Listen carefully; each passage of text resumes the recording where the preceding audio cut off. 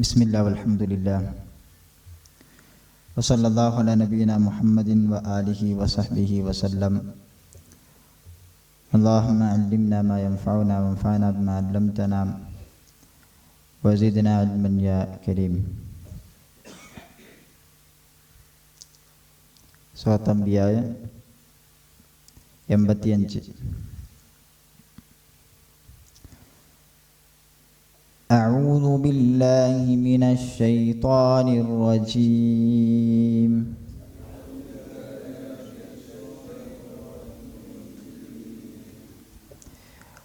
وإسماعيل وإدريس وذا الكفل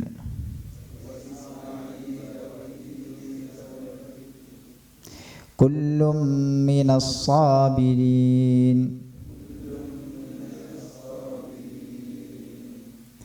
وأدخلناهم في رحمتنا إنهم من الصالحين.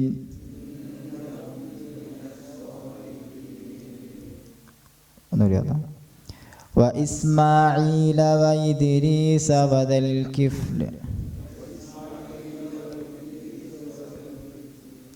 كل من الصابرين وأدخلناهم في رحمتنا إنهم من الصالحين.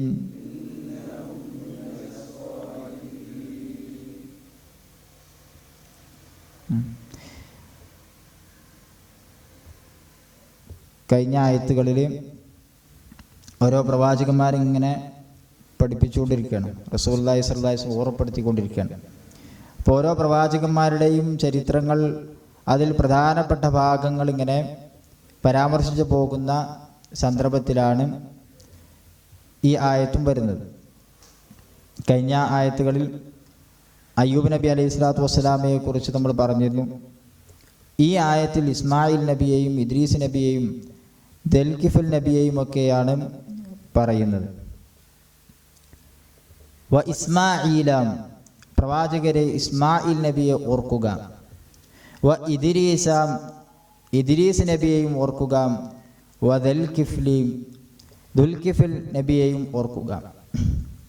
കുല്ലും മിനസ് സാബിരീൻ, അവരെല്ലാവരും ക്ഷമാലുക്കളാകുന്നു.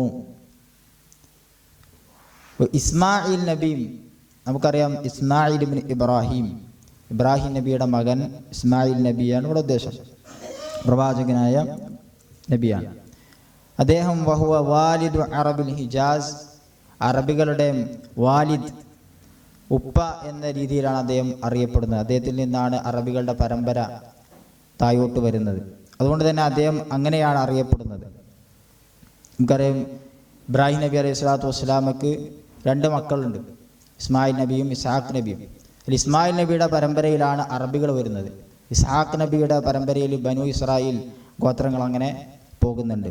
എല്ലാ പ്രവാചകന്മാരും വന്നത് ഇസ്ഹാഖ് നബിയുടെ, യാക്കൂബ് നബി എന്ന് പറയുന്ന, ഇസ്രായേൽ എന്നറിയപ്പെടുന്നത് യാക്കൂബ് നബിയാണ്. ആ യാക്കൂബ് നബിയുടെ പരമ്പരയിലാണ് പ്രവാചകന്മാർ ഒട്ടുക്കും വന്നിട്ടുള്ളത്. ആകെ ഒരു പ്രവാചകനാണ് ഇസ്മായിൽ നബിയുടെ പരമ്പരയിൽ വന്നത്, അതാണ് മുഹമ്മദ് നബി സല്ലല്ലാഹു അലൈഹി വസല്ലം. അതുകൊണ്ടാണ് യഹൂദികൾക്ക് അദ്ദേഹത്തോട് ഈർഷ്യമുണ്ടായത് എന്നൊക്കെ നമുക്ക് കാണാം.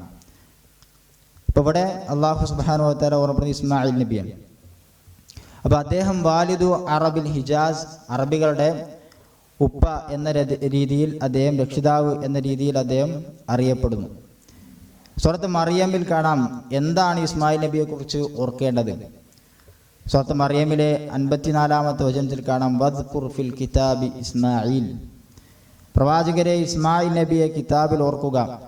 ഇന്നഹു കാന സാദിഖൽ വഅദി വ കാന റസൂലൻ നബിയ, തീർച്ചയായും അദ്ദേഹം കാന സാദിഖൽ വഅദ്, അദ്ദേഹം വാഗ്ദത്തം ചെയ്താൽ അത് പൂർത്തിയാക്കുന്ന ആളാകുന്നു. വ കാന റസൂലൻ നബിയ, അദ്ദേഹം റസൂലാകുന്നു, നബിയുമാകുന്നു എന്നാണ്. വ കാന യഅ്മുറു അഹ്ലഹു, അദ്ദേഹത്തിൻ്റെ കുടുംബത്തെ അദ്ദേഹം കൽപ്പിക്കുമായിരുന്നു ബിസ്സലാത്തി, നമസ്കരിക്കണമെന്ന്. വസ്സകാത്തി സകാത്ത് കൊടുക്കണമെന്ന് വകാന ഇൻദ റബ്ബിഹി മർദിയ അദ്ദേഹത്തിൻ്റെ റബ്ബിൻ്റെ അടുക്കൽ തൃപ്തിപ്പെട്ടവനായിരുന്നു എന്നാണ് മറിയമിൽ അദ്ദേഹത്തെക്കുറിച്ച് ഓർക്കാൻ വേണ്ടി പറയുന്നത്. അപ്പോൾ അദ്ദേഹത്തിൻ്റെ ചില സവിശേഷതകൾ അവിടെ പ്രത്യേകം എടുത്തു പറഞ്ഞിട്ടുണ്ട്. അവിടെ നമുക്ക് ശ്രദ്ധിക്കാൻ ഒരുപാട് കാര്യങ്ങളുണ്ട്. വകാന യഅ്മുറു അഹ്ലഹു ബിസ്സലാത്തി വസ്സകാ, തൻ്റെ കുടുംബത്തെ അദ്ദേഹം നിസ്കാരം കൊണ്ടും സകാത്ത് കൊണ്ടും കൽപ്പിക്കുമായിരുന്നു എന്നാണ്. പലപ്പോഴും നിസ്കാരത്തെക്കുറിച്ചും സകാത്തിനെ കുറിച്ചൊക്കെ പറയാൻ രക്ഷിതാക്കൾക്ക് മടി വരുന്ന ഒരു കാര്യമാണ്. മക്കളൊക്കെ സമ്പാദിക്കാൻ തുടങ്ങിയിട്ടുണ്ടാവും, പക്ഷേ സക്കാത്തിനെ കുറിച്ച് ഇന്ന് വരെ ഓർമ്മപ്പെടുത്തിയിട്ടുണ്ടാവുകയില്ല.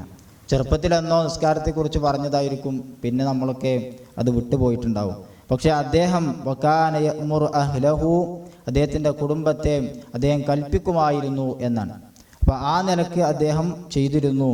വകാന ഇൻദ റബ്ബിഹി മർദിയൻ, അള്ളാഹുവിൻ്റെ അടുക്കൽ തൃപ്തിപ്പെട്ടവനായിരുന്നു. അപ്പോൾ അള്ളാഹിൻ്റെ അടുക്കൽ തൃപ്തി നേടാൻ സ്വന്തം ജീവിതത്തെ നന്നാക്കണം, അത് എല്ലാവർക്കും അറിയുന്ന കാര്യമാണ്. അപ്പം അത്ര രീതിയിൽ അദ്ദേഹം നല്ല സ്വാലിഹായി നിസ്കരിച്ച് സക്കാത്ത് കൊടുത്ത് അള്ളാഹുവിൻ്റെ അടുക്കൽ തൃപ്തിപ്പെട്ടവനായി ജീവിച്ചിട്ടുണ്ട്.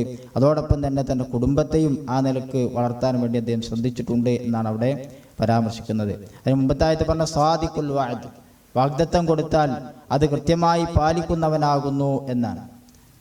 എന്തൊക്കെ വാഗ്ദാനം ചെയ്തിട്ടുണ്ടോ അത് കൃത്യമായി പാലിക്കാൻ അദ്ദേഹം ശ്രദ്ധിച്ചിരുന്നു എന്ന് ഇസ്മായിൽ നബിയെക്കുറിച്ച് അവിടെ നമുക്ക് കാണാം. അപ്പം ആ പ്രവാചകനെ കുറിച്ച് അവിടെ ഓർക്കാൻ പറഞ്ഞ കാര്യങ്ങളാണ് നമ്മൾ ഓർമ്മപ്പെടുത്തി. ശേഷം പറഞ്ഞ ഇദ്രീസിനെയും ഓർക്കുക, ഇദ്രീസ് എന്ന നബിയെ ഓർക്കുക. ആ നബിയെക്കുറിച്ചും സൂറത്ത് മറിയമിൽ പരാമർശമുണ്ട്. 56-ാമത്തെ വചനത്തിൽ കാണാം, വദ്കുർ ഫിൽ കിതാബി ഇദ്രീസ്, പ്രവാചകരെ കിതാബിൽ ഇദ്രീസ് നബിയെക്കുറിച്ച് താങ്കൾ ഓർക്കുക. എന്താണ് ഓർക്കേണ്ടത്? ഇന്നഹു കാന സിദ്ദീഖൻ നബിയ്യ, അദ്ദേഹവും സിദ്ദീഖായിരുന്നു, നബിയായിരുന്നു എന്നാണ്. സിദ്ദീഖ് എന്ന് പറഞ്ഞാൽ സത്യപ്പെടുത്തുന്നവൻ എന്നാണ് അർത്ഥം.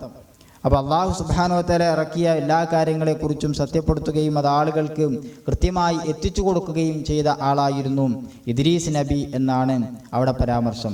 അതുകൊണ്ട് തന്നെ വറഫഅനാഹു മകാനൻ അലിയ്യ, അദ്ദേഹത്തെ ഉന്നത സ്ഥാനീയനാക്കി എന്നാണ് അവിടെ പ്രയോഗം. റഫഅനാഹു, നാം അദ്ദേഹത്തെ ഉയർത്തി, മകാനൻ അലിയൻ, ഉന്നത സ്ഥാനത്തേക്ക് ഉയർത്തി എന്നാണ്. അവിടെ പണ്ഡിതന്മാർ പറഞ്ഞു അദ്ദേഹത്തെ 4-ാമത്തെ ആകാശത്തേക്ക് ഉയർത്തി എന്നാണ് ആ പ്രയോഗം കൊണ്ട് ഉദ്ദേശിക്കുന്നത് എന്ന് ചില പണ്ഡിതന്മാർ പറഞ്ഞിട്ടുണ്ട്. എന്നാൽ ഇമാം സഅദിയെ പോലെയുള്ള പണ്ഡിതന്മാർ പറഞ്ഞു ആളുകൾക്കിടയിൽ വലിയ കീർത്തി അദ്ദേഹത്തിനുണ്ടാക്കി, നല്ല നിലക്ക് ലോകർക്കിടയിൽ പരാമർശമുണ്ടാക്കി എന്നാണ് അതിൻ്റെ ഉദ്ദേശം എന്നൊക്കെ പറയുന്നത് കാണാം. അല്ലാഹു തആല. എന്നിരുന്നാലും അദ്ദേഹത്തെക്കുറിച്ച്, ഇദ്രീസ് നബിയെക്കുറിച്ച് ചരിത്ര പണ്ഡിതന്മാരൊക്കെ എഴുതി വെച്ച ചില കാര്യങ്ങൾ കൂടെ ഓർമ്മപ്പെടുത്തുകയാണ്. അവ്വലു മൻ ഖത്തബിൽ ഖലം, ആദ്യമായി പേന കൊണ്ട് എഴുതിയവരാകുന്നു ഇദ്രീസ് എന്നാണ് പ്രയോഗം.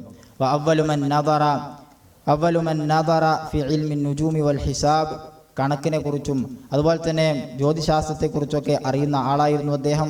മാത്രവുമല്ല അവ്വലു മൻ ഖാത സിയാബ വലബിസൽ മഖീത, ആദ്യമായി തുന്നി വസ്ത്രം ധരിച്ച ആളാണ് എന്നൊക്കെ അദ്ദേഹത്തെക്കുറിച്ച് പരാമർശമുണ്ട്. ശേഷം പറഞ്ഞത് ദൽകിഫിലിനെയും ഓർക്കുക എന്നാണ് പിന്നീട് പരാമർശമുള്ളത്. ദൽകിഫിൽ ദുൽകിഫിൽ എന്നത് നബിയാണ് എന്നൊരു അഭിപ്രായമുണ്ട്.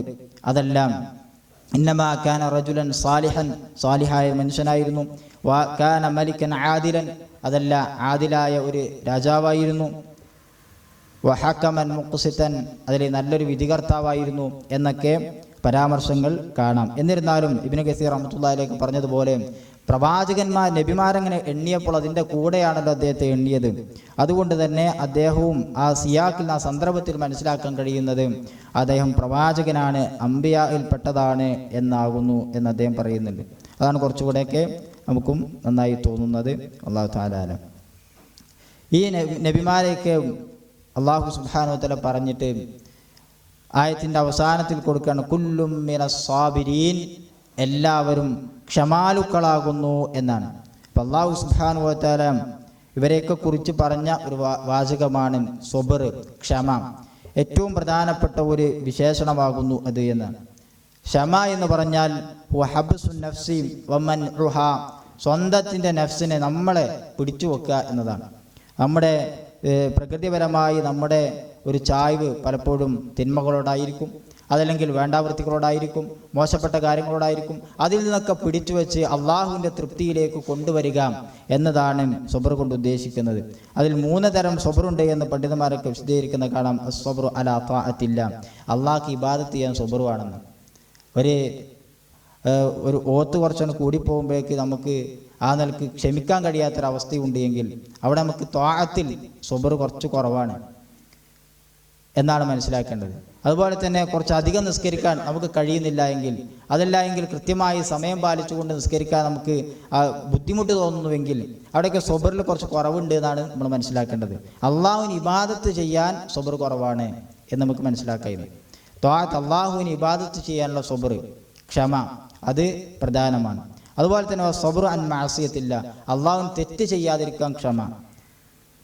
അള്ളാഹുവിന് തെറ്റ് ചെയ്യാൻ ക്ഷമ വേണം. വേണ്ടാത്തത് കാണാതിരിക്കാൻ നമുക്കൊരു ക്ഷമ വേണം. പലതും നമ്മളെ മനസ്സിങ്ങനെ ആഗ്രഹിക്കുന്നുണ്ടാവും, അണ്ട് പോകണം, അത് കാണണം, ഇത് എടുക്കണം, ഇത് ചെയ്യണം എന്നൊക്കെ ഭയങ്കരമായിട്ട് നമ്മൾ മനസ്സിങ്ങനെ ആഗ്രഹിക്കുന്നുണ്ടാവും. പക്ഷെ അവിടേക്ക് അങ്ങനെ പിടിച്ചു വെച്ച് അത് ചെയ്യാൻ പാടില്ല, അത് അള്ളാഹു സുബ്ഹാനഹു തആലക്ക് എതിര് ചെയ്യാണ് എന്ന നിലക്ക് പിടിച്ചു വെച്ച് ക്ഷമയോടുകൂടെ നിൽക്കുക എന്നത് അസ്സബ്റു അൻ മഅസിയത്തില്ല, അള്ളാഹു സുബ്ഹാനഹു തആലയെ തെറ്റ് ചെയ്ത് നിന്ന് ക്ഷമിച്ചു നിൽക്കുക എന്ന കടത്തിൽപ്പെട്ടതാണ്. മറ്റൊന്ന് വസ്സബ്റു അലാ അഖ്ദാരില്ലാഹിൽ മുഅ്ലിമ, ഇതെല്ലാവർക്കും അറിയുന്ന ഒന്നായിരിക്കും. അള്ളാഹു സുബ്ഹാനഹു തആല എന്തെങ്കിലും പരീക്ഷണം തന്നാൽ ആ പരീക്ഷണത്തിൽ നമ്മൾ ക്ഷമിക്കുക എന്നത്. ആ കാര്യത്തെക്കുറിച്ച് മാത്രമല്ല ക്ഷമ എന്ന് മനസ്സിലാക്കാൻ വേണ്ടിയിട്ടാണ് 2 കാര്യങ്ങൾ കൂടെ ഞാൻ കൂട്ടി പറഞ്ഞത്. പൊതുവേ നമ്മളൊക്കെ പരീക്ഷണം വന്നാൽ ക്ഷമിക്കണം എന്ന് പൊതുവേ നമ്മളൊക്കെ കേൾക്കാറുണ്ട്. എന്നാൽ ഈ 3 നിലക്കും ക്ഷമ അനിവാര്യമാണ്. അപ്പോഴാണ് അതിൻ്റെ പൂർണ്ണരൂപം ആവുക എന്നാണ് പണ്ഡിതന്മാർ വിശദീകരിക്കുന്നത്. ഈ 3 നിലക്കും ക്ഷമിക്കാൻ നമ്മളൊക്കെ ശ്രദ്ധിക്കണം എന്നതാണ് ഉറപ്പെടുത്താനുള്ളത്. അല്ലാഹു സുബ്ഹാനഹു വ തആല ഇവരെക്കുറിച്ച് പറഞ്ഞപ്പോൾ എല്ലാം തികഞ്ഞവരാകുന്നു എന്നാണ് പ്രയോഗമെന്ന് പണ്ഡിതന്മാർ വിശദീകരിക്കുന്നത് കാണാം. കുല്ലും മിനസ് സാബിരീൻ, ഈ സബറിൻ്റെ 3 നിലക്കുള്ള സബറും അവർ പൂർത്തീകരിച്ചവരാകുന്നു എന്നാണ് പ്രയോഗമെന്നാണ് പണ്ഡിതന്മാരൊക്കെ വിശദീകരിക്കുന്നത് കാണുവാൻ സാധിക്കുന്നത്. അതുകൊണ്ട് തന്നെ വഅദ്ഖൽനാഹും ഫീ റഹ്മതിനാ ഇന്നഹും മിനസ് സാലിഹീൻ, വഅദ്ഖൽനാഹും നാം അവരെ പ്രവേശിപ്പിച്ചു ഫീ റഹ്മതിനാ നമ്മുടെ കാരുണ്യത്തിൽ. റഹ്മത്ത് എന്നതുകൊണ്ട് ഉദ്ദേശം അവിടെ സ്വർഗമാണ് എന്നൊക്കെ പണ്ഡിതന്മാർ പറഞ്ഞിട്ടുണ്ട്. അപ്പം നമ്മുടെ സ്വർഗത്തിൽ അദ്ദേഹത്തെ നമ്മൾ അവരെ പ്രവേശിപ്പിച്ചു. ഇന്നഹും മിനസ് സാലിഹീൻ, നിശ്ചയമായും അവർ സാലിഹീങ്ങൾ പെട്ടവരാകുന്നു എന്നാണ് അല്ലാഹു സുബ്ഹാനഹു വ തആല പറയുന്നത്. അപ്പോൾ ആ അമ്പിയാക്കളെ മുഴുവൻ പറഞ്ഞതിന് ശേഷം അല്ലാഹു സുബ്ഹാനഹു വ തആല അവർ സാബിരീങ്ങളാണെന്ന് പറഞ്ഞു. പിന്നെ അവരെക്കുറിച്ച് പറഞ്ഞു ഇന്നഹും മിനസ് സാലിഹീൻ, അവർ നിശ്ചയമായും സാലിഹ്യങ്ങൾപ്പെട്ടവരാണ് എന്ന് പറഞ്ഞു. അപ്പോൾ അവർക്ക് സബറുണ്ട്, സ്വലാഹത്തുമുണ്ട്, നല്ല സാലിഹ്യങ്ങളുമാണ് അവർ. അതുകൊണ്ട് തന്നെ അല്ലാഹു സുബ്ഹാനഹു വ തആല അല്ലാഹുവിൻ്റെ കാരുണ്യമാകുന്ന സ്വർഗം അവർക്ക് നൽകി. മാത്രവുമല്ല ഇമാം സഅദി റഹ്മത്തുള്ളാഹി അലൈഹി പറഞ്ഞു വജഅലഹും മഅ ഇഖ്വാനിഹിം മിനൽ മുർസലീൻ, ഇവരെയൊക്കെ മുർസലീങ്ങളായ അല്ലാഹു സുബ്ഹാനഹു വ തആലയുടെ മുർസലീങ്ങളായ ആളുകളുടെ കൂട്ടത്തിൽ, പ്രവാചകന്മാരുടെ കൂട്ടത്തിൽ സ്വർഗത്തിൽ അവരെ പ്രവേശിപ്പിച്ചു എന്നാണ്. മാത്രമല്ല അസാബഹും സവാബൽ ആജിൽ വൽ ആജിൽ, അവർക്ക് നല്ല പ്രതിഫലം അല്ലാഹു സുബ്ഹാനഹു വ തആല കൊടുത്തു.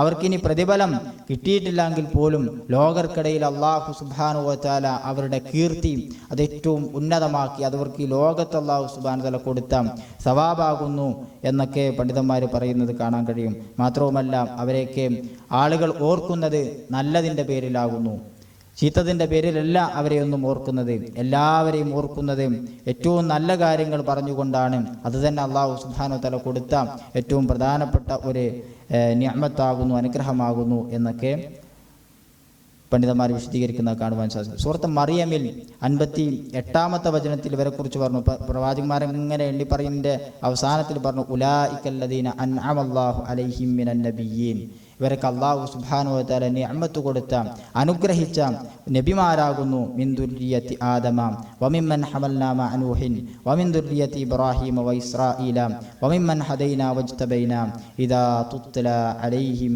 ആയാത്തുർ റഹ്മാനി ഖർറു സുജ്ജദൻ വബുക്കിയ. ഈ പ്രവാചകന്മാരുടെയൊക്കെ പ്രത്യേകത ഇവർ ഇദാ തുത്ല അലൈഹിം ആയാത്തുർ റഹ്മാൻ, അള്ളാഹുവിൻ്റെ ആയാത്തുകൾ അവർ ഓതിക്കേട്ടാൽ ഖർറു സുജ്ജദൻ വബുക്കിയ, അവരൊക്കെ കരഞ്ഞുകൊണ്ട് സുജൂദിൽ വീഴുമെന്നാണ് പ്രയോഗം കാണുന്നത്. അത്രയും ഇബാദത്തുള്ള സ്വാലിഹീങ്ങളായ അള്ളാഹുവിന് ഇഷ്ടപ്പെട്ട, ഇവിടെ പ്രയോഗം കണ്ടല്ലോ മർദിയ, ഇസ്മായിൽ നബിയെ കുറിച്ചൊക്കെ പറഞ്ഞല്ലോ, തൃപ്തിപ്പെട്ടവരാണ്. അപ്പം അത്ര ഇബാദത്തുള്ള ആളുകളായിരുന്നു അവർ എന്നാണ് നമുക്ക് കാണാൻ കഴിയുന്നത്. അതുകൊണ്ട് തന്നെ അതൊക്കെയാണ് നമ്മൾ മനസ്സിലാക്കേണ്ടത് എന്നും ആ നിലക്ക് ചിന്തിക്കാനാണ്, ആ നിലക്ക് മുന്നോട്ട് പോകാനാണ് നമ്മൾ ശ്രദ്ധിക്കേണ്ടത് എന്നും ഒക്കെ ഇതിൽ ചില സൂചനകൾ നമുക്ക് കിട്ടുന്നുണ്ട്. അള്ളാഹു സുബ്ഹാനഹു വ തആല കൂടുതൽ പഠിക്കുവാനും അത് ജീവിതത്തിൽ പകർത്തുവാനുമുള്ള തൗഫീക്ക് നൽകി അനുഗ്രഹിക്കുമാറാവട്ടെ. അഊദു ബില്ലാഹി മിനശ് ശൈത്വാനിർ റജീം.